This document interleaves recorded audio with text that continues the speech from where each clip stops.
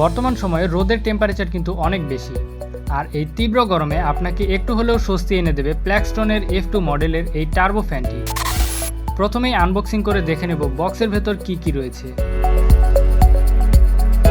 বক্সের ভেতর রয়েছে একটি ফ্যান, একটি ল্যানিয়ার্ড এবং একটি মিনি চার্জিং কেবল। এবার জেনে নেব ফ্যানটির কিছু স্পেসিফিকেশন। এই ফ্যানটিতে রয়েছে 1 থেকে 5 পর্যন্ত মোট 5টি গিয়ার, যেগুলোর মাধ্যমে ফ্যানটি রান করে থাকে।